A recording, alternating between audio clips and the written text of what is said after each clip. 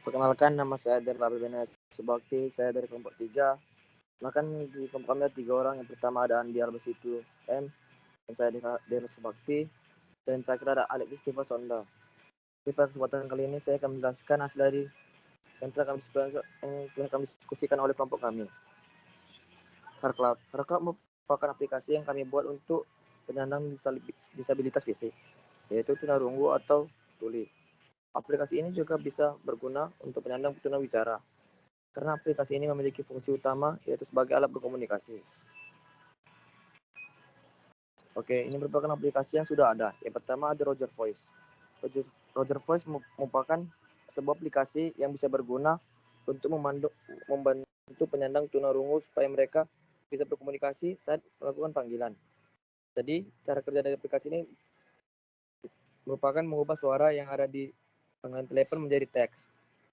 Jadi, ketika orang yang punya keterbatasan fisik seperti tunarungu bisa tetap melakukan panggilan telepon dengan orang normal. Yang kedua ada Live Transcript. Live Transcript merupakan aplikasi yang berfungsi untuk menerjemahkan percakapan ke dalam tulisan. Aplikasi tersebut akan merekam setiap ucapan orang lain melalui mikrofon dan kemudian mengubahnya dalam bentuk teks. Dengan begitu, meski memiliki keterbatasan dalam pendengaran, penyandang tunarungu dapat memahami apa yang orang lain katakan melalui tulisan tersebut. Aplikasi ini dikembangkan oleh Google. Yang ketiga ada The Deaf and Hearing Impaired. The Deaf and Hearing Impaired merupakan aplikasi yang memunculkan suatu getaran dan juga kelihatan lampu flash dalam smartphone tertentu saja. Pada saat ada suara di sekitar pemilik smartphone, dan itu aplikasi yang satu ini juga akan memberikan fitur yang canggih, misalnya pengenalan suara atau speech recognition, serta didukung dengan berbagai macam bahasa. Manfaat dari aplikasi ini bisa membantu penyandang tunarungu untuk bisa berkomunikasi dengan orang lain lebih mudah. Oke, selanjutnya akan dijelaskan teman saya.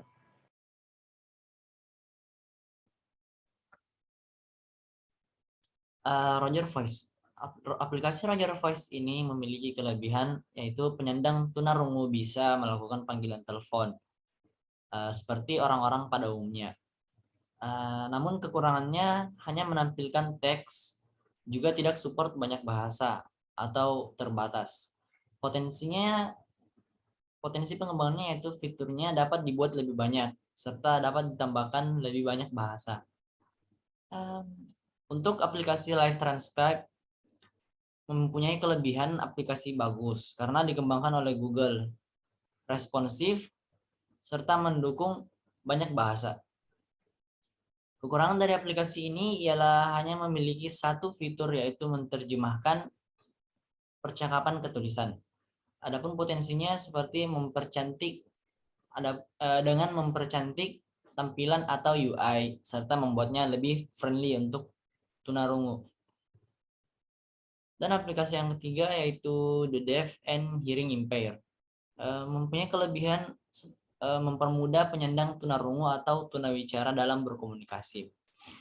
Adapun kekurangannya itu hanya sebagai alat untuk mempermudah dan bukan untuk berkomunikasi. Serta potensinya seperti pengembangan fitur agar lebih responsif dan mudah digunakan.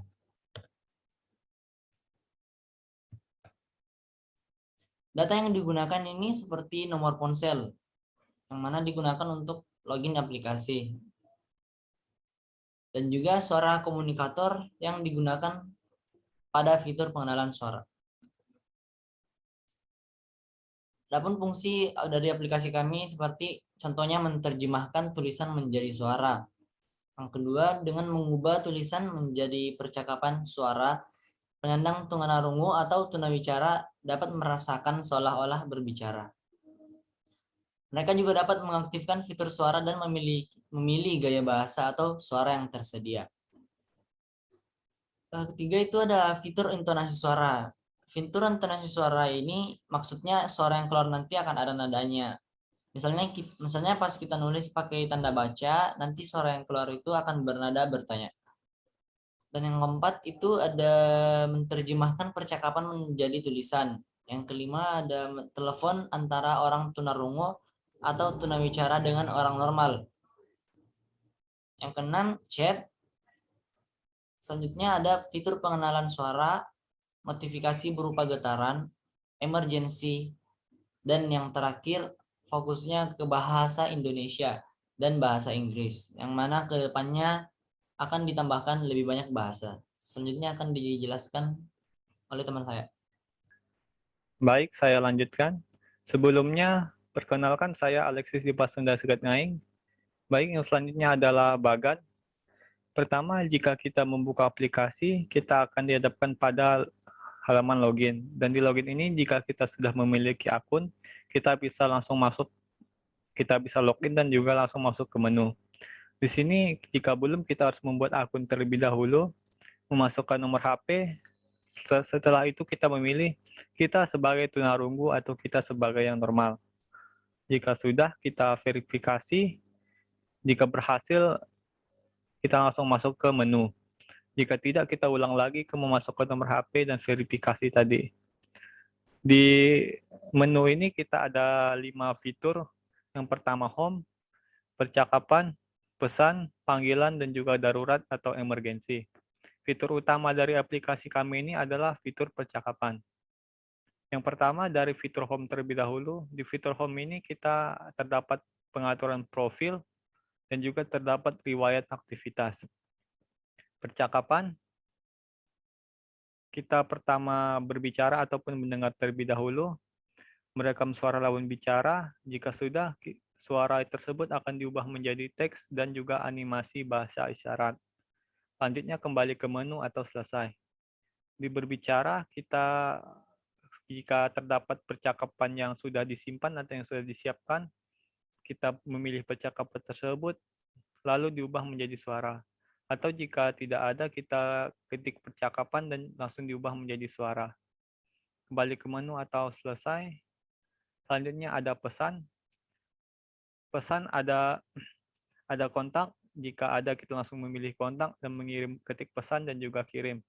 Jika tidak, kita tambah terlebih dahulu, baru kita bisa mengetikkan pesan. Menu fitur pesan ini seperti fitur pesan atau chat pada umumnya, pada aplikasi pada umumnya. Selanjutnya ada panggilan.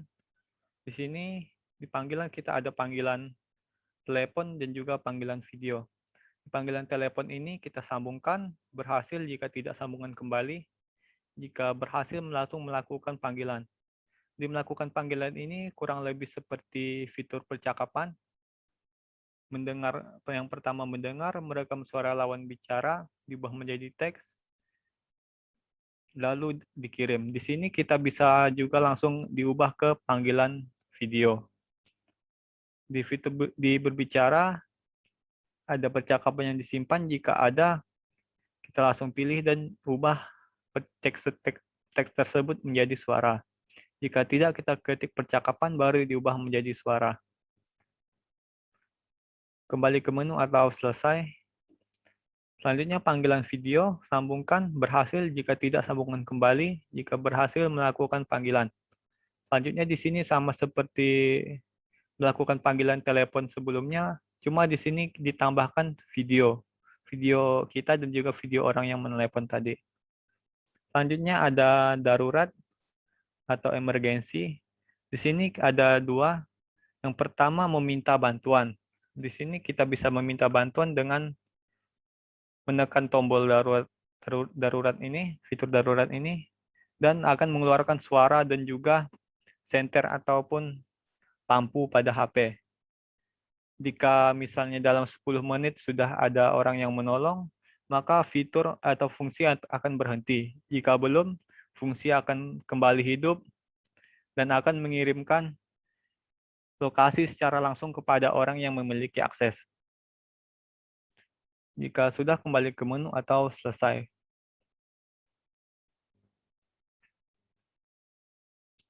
Selanjutnya, mockup.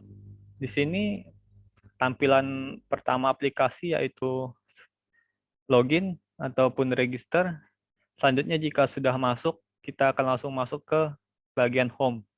Di home ini yang pertama adalah tampilan pertamanya seperti ini. Jika sudah kita pakai, di sini akan terdapat riwayat-riwayat kita sebelumnya, aktivitas kita di aplikasi ini. Pada menu titik 3 ini kita bisa mengatur profil kita, setelan, PIN, dan juga arsip. di menu titik 3 ini. Selanjutnya, jika kita berpindah ke menu utama tadi, ke fitur utama yaitu percakapan, di sini di atas ini adalah kita merekam percakapan orang lain dan diubah menjadi teks dan juga animasi bahasa isyarat. Kita menggunakan AI agar fungsi animasi ini bisa berjalan dengan baik. Di bawah ini adalah kita mengetikkan pesan. Ketika kita mengetikkan pesan, tanda baca ataupun huruf-huruf di sini akan mengeluarkan suara yang sesuai dengan tanda baca yang kita ketik. Seperti contohnya, jika kita mengetikkan dengan tanda tanya, suara yang keluar akan bernada tanya. Jika kita ketik dengan huruf kapital, maka suara akan keras ataupun seolah-olah sedang marah. Di menu titik 3 ini kita bisa mengatur suara kita, bisa mengatur tema animasi bahasa isyarat ini, dan juga lainnya. Selanjutnya, ada fitur chat. Di sini fitur chat seperti pada umumnya. Selanjutnya fitur telepon. Misalkan kita ingin menelepon seperti ini, kita bisa memilih telepon video ataupun telepon seperti biasa. Contohnya ini kita telepon seperti biasa. Selanjutnya kita juga bisa langsung beralih ke panggilan video. Oh ya, di sini ada tombol seperti ini, icon seperti ini. Di sinilah tersimpan arsip kita ataupun percakapan yang kita simpan. Kita bisa memilih sini, kita bisa langsung memilih percakapan yang sudah kita simpan. Seperti yang ini juga ada. Selanjutnya adalah panggilan video. Di panggilan video ini seperti yang terlihat, ada gambar kita dan juga gambar orang yang menelepon. Di sini ada animasi bahasa isyarat, langsung menerjemahkan secara langsung, dan juga didukung dengan teks, menerjemahkan menjadi teks. Di sini paling bawah ini adalah kita yang mengetik percakapan. Di menu ini kita bisa memilih hanya mengetikkan teks ini ataupun bisa kita ubah menjadi suara juga. Fiturnya tampilannya kurang lebih seperti live di Instagram. Selanjutnya ada fitur darurat atau emergency, seperti yang dijelaskan di flowchart sebelumnya. Di menu darurat ini kita bisa mengatur shortcut ataupun tombol pintasnya. Kita seperti mengklik tombol mengecilkan suara 2 kali ataupun tombol yang lainnya, karena kadang kalau di situasi darurat kita tidak sempat membuka HP. Baik, sekian dari presentasi dari kami. Kami memiliki moto disability is not inability, atau disabilitas bukanlah ketidakmampuan. Baik, terima kasih.